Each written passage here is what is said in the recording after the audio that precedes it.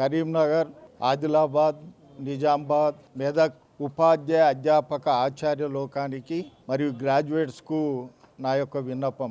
నేను కాటపల్లి జనార్దన్ రెడ్డి, హైదరాబాద్ ఉపాధ్యాయ నియోజకవర్గ మాజీ ఎమ్మెల్సీని.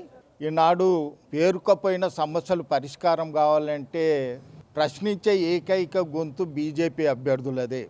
కనుక ఉపాధ్యాయ నియోజకవర్గం నుంచి పోటీ చేస్తున్నటువంటి ఉపాధ్యాయ ఎమ్మెల్సీగా పోటీ చేస్తున్నటువంటి మల్క కొమ్రయ్య గారు మరియు గ్రాడ్యుయేట్ ఎమ్మెల్సీగా పోటీ చేస్తున్నటువంటి ప్రాంతం నుండి సి అంజిరెడ్డి గారులను 27 నాడు జరిగే ఎన్నికల్లో మీ మొదటి ప్రాధాన్యత ఓటేసి అత్యధిక మెజార్టీతో గెలిపించాల్సిందని కోరుతున్నాను.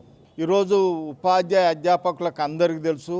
ఎందుకనంటే 1 జూలై 23 నుంచి రావాల్సిన పిఆర్సీ ఇంతవరకు రాలేదు. మేము ప్రభుత్వంలోకి రాగానే పిఆర్సీ ఇస్తామన్నారు, ఆ పిఆర్సీ లేదు. సిపిఎస్ రద్దు అన్నారు, ఆ రద్దు లేదు. కనీసం అవి లేకున్నా సరే డిఎల్ అని ఇస్తారంటే ఇప్పటివరకు ఒక 5 డిఎల్ పెండింగ్లో ఉన్న పరిస్థితి. ఒక్క డిఏ ఇచ్చి ఆ డిఏ ఏరియర్స్ని కూడా చెల్లించలేనటువంటి దుర్భర పరిస్థితుల్లో ఉన్నది. అదే కాకుండా జీపీఎఫ్ లేదు. రిటైర్ అయిన ఉపాధ్యాయ ఉద్యోగుల యొక్క పెన్షనరీ బెనిఫిట్స్ను కూడా ఈరోజు చెల్లించే పరిస్థితి లేకపోతే కోర్టును ఆశ్రయించినటువంటి సందర్భాలు ఈరోజు ఉన్నాయి. కోర్టు మొట్టికాయలు వేస్తే కానీ వాళ్ళకు పెన్షనరీ బెనిఫిట్స్ని చెల్లించే పరిస్థితి లేదు. అదేవిధంగా ఈరోజు జీపీఎఫ్ ఏదో వాళ్ళు జమ చేసుకున్న అమౌంట్ నుంచి బిడ్డ పెళ్లికో కొడుకు పెళ్లికో లేకపోతే ఇల్లు కొనుక్కుందామని జీపీఎఫ్ లోన్ పెడితే సంవత్సరాలు గడిచినా జీపీఎఫ్ కూడా క్లియర్ చేసే పరిస్థితిలో లేదు. అది పోగా హెల్త్ కార్డు ఇస్తామన్నారు, హెల్త్ కార్డు ఇవ్వలేదు. హెల్త్ కార్డు ఇవ్వకున్నా సరే రియంబర్స్మెంట్ అనేది చెల్లించే పరిస్థితి లేదు. ఈరోజు ఎవరైనా అనారోగ్యానికి గురై ఏ ఉపాధ్యాయుడు కానీ ఉద్యోగాన్ని అనారోగ్యానికి గురై హాస్పిటల్లో అడ్మిట్ అయితే హాస్పిటల్ బిల్లు పోను. ఇప్పుడు ఆయన లీవ్ శాలరీ ఏంది సప్లిమెంటరీ బిల్లు చేస్తే ఆ సప్లిమెంటరీ బిల్లులో ఎన్నో పెండింగ్లు ఉన్నటువంటి విషయం మీ ద్వారా తెలియజేస్తున్నా.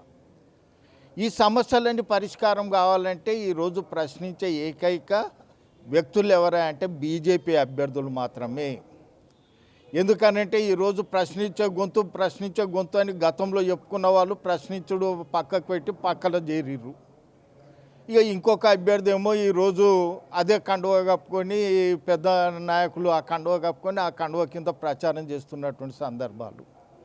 కనుక ఈరోజు సమస్యల మీద మాట్లాడే ఏకైక వ్యక్తులు ఎవరా అంటే ఈరోజు కొమ్రయ్య గారు మరియు అంజిరెడ్డి గారు బీజేపీ అభ్యర్థులుగా వాళ్ళు తప్పకుండా మన సమస్యలు శాసన మండలిలో మాట్లాడి పరిష్కరించే విధంగా ప్రయత్నం చేస్తారు.